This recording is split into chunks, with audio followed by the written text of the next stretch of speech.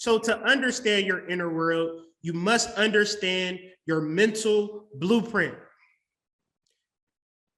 All of these things that you said you wanted, I'm gonna just pull something out of the hat. Healing. If a person says that, okay, my goal is to heal, what is the blueprint? What is the model for you to live in healing?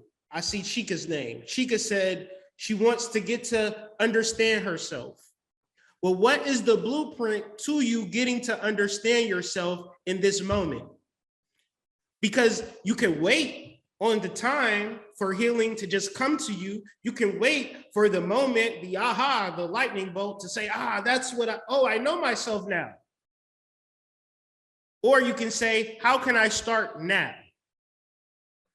And that will make you happy when you are moving towards that ultimate goal. So what I call it is mental blueprinting. I have a mental blueprint of who I'm attempting to be. I'll let you guys know. I'm not where I want to be today. Okay. I want a syndicated radio show on Sirius XM radio. That's my goal. I'm not there yet, but I don't know if I'm on the right path, right? I don't know if I'm doing the thing to get me syndicated on Sirius XM, broadcasting 5 days a week, right? This is my goal. Astrology, music. If Sirius XM is not knocking on my door, if they not answering my phone calls, do I go to a corner and I cry? Or do I understand that this is a blueprint to a mansion, and sometimes you don't get the mansion, sometimes you got to get the supplies. Sometimes you got to hire the contractor. Sometimes you got to get the right person to do the masonry. And as you build and cement and work on that blueprint, I'm getting to that point. Every day, I know that is a goal, one of my goals. But every day, I don't sit and wait for that goal. I just work on my actual blueprint. Not saying I work on my blueprint, but I actualize my blueprint. I integrate my blueprint into my working day by putting out content or doing a radio show or doing a weekly live and things of that nature, or writing music or writing radio segments and thinking of radio imaging and just planning out shows in my mind. And this is how I spend a lot of my free time. Because I'm on this particular blueprint, I understand this particular model. And if I'm perpetually thinking on what I am building for myself, then in that moment, I can't want to be happy for shit. I'm actually an integral part of my happiness in this moment. I'm not hoping that the weight falls off my belly. I get my ass up and I take my ass to the gym and become an integral component in the fact of me losing weight. Because I used to want to lose weight. I used to want to lose weight. Yeah, I didn't make a mistake. I wanted to want to lose weight. That's some crazy shit when you actually think about it. When all of that time, I go to the gym maybe 2 hours. I could have been going to the gym 2 hours for years. I just chose not to. Maybe it didn't have any real meaning or true value. So understanding your blueprints, understanding, okay, this is what you want.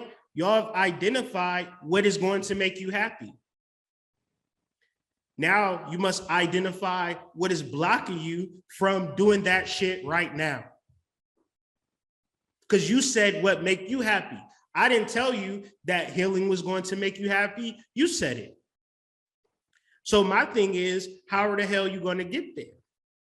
Essentially, how you get there is by building up an inner world, so your world will be the thing that you rest on every single day, in every moment, in every conversation, because it's hard to go into business relationships to give you money because money is going to make you happy. And now you're in an unbalanced, unhealthy relationship because you have money making you happy, the job making you happy, and you at the job and you making the money and you still not happy. So essentially, my thing is be happy before you go to the job. Be happy before you get the money. Be happy before you get the healing. Be happy before you lose the weight, because your happiness, your joy, your inner world is perpetual, ubiquitous in all circumstances. If I'm talking to you, me personally, I can only speak for myself. I used to have a bleeding heart for negative energy and compassion for what you're going through. In 2021, I'm phasing out of that. Because people do not even understand. Let's read this. Very often, we are not consciously aware of our mental models or the effects they have on our behavior. You said, I'll give you an example. My friend said he wanted to get his own apartment, but he's not getting a job. He's not saving the money. He's not looking for apartments. He has no blueprint to get the apartment. He just says, I want it because getting an apartment is going to make me happy. No, doing the work now to get the apartment is going to make you happy. The apartment is just going to be something that you've been sitting with the whole entire time you've been building. The fact of me getting all the resources, procuring the contractor, getting the work squad that's going to do the plaster, do the drywall, do the electrician, do the plumbing. That's going to feel good if you really think about it. The house is just going to be a culmination of perpetual good feelings and actions supporting those good feelings. So these are your mental models. These are your blueprints. These are the facts that you do not have any barriers to happiness. In reference to shadow work, the key word to shadow work is the work. The people who journal every day succeed. And you're not journaling every day to tell me, hey, Hood, I journaled every day. You're journaling every day to get a clear view of where you are going. Because you journal, you write because you are serious. You think because you're playing around with this shit. To have a blueprint, to hire the contractor, you're serious about building your house. To get on a weight loss plan, to drink the teas, to be perpetual with your diet, to get a babysitter for a specific time for you to work out, getting a workout partner so you can be accountable. You're serious about working out as opposed to want to work out, which is living in a negative inner world. So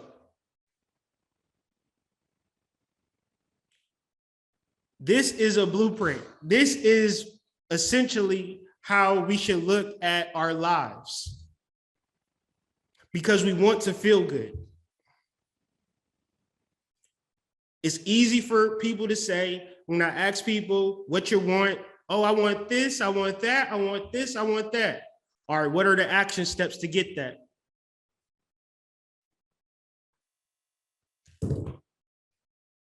Somebody calling me. What are the action steps to get that? Huh? Well, you know, I'm busy. I got to do this. I got to do that. I'm kind of confused on the action step part.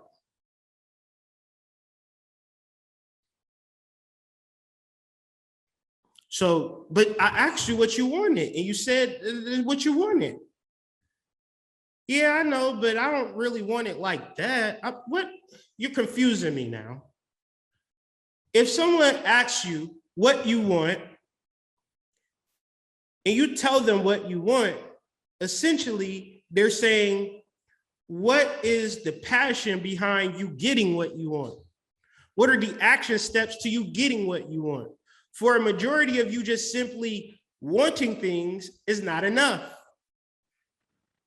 And And if you don't know how to get it, that's what you need to figure out. Because knowing how to get it is your barrier to being happy, is your barrier to having a positive inner world.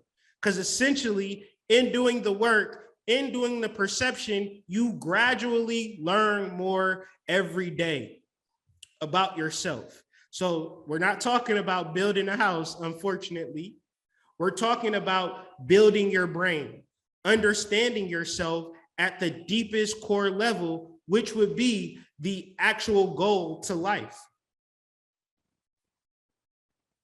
You can imagine that your goal is to be a rich and famous person, but rich and famous people still get advice, still get consultation, still go through depression. You ever watch an interview of your favorite celebrity? They'll get into a point of, yeah, after that movie, I was depressed. I was doing drugs. I was being reckless. And here you are saying that, once I get this money, I'm gonna be happy. Yo, the person who got the money already telling you that money ain't going to save you. And since they don't know what to say, nobody knows. So it's just like, well, at least I got the money, but I'm still not happy. I'm here to say you're going to get the money and you're going to be happy because you understand that your inner world creates your outer world.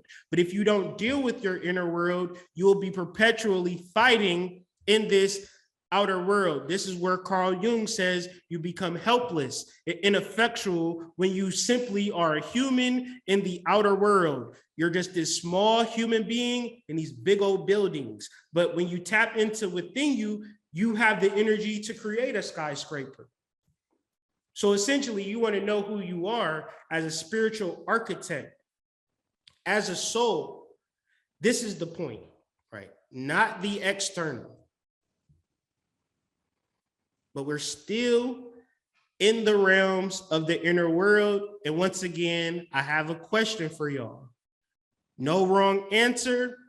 I just want to get some feedback. On a scale of 1 to 10, how important is your inner world?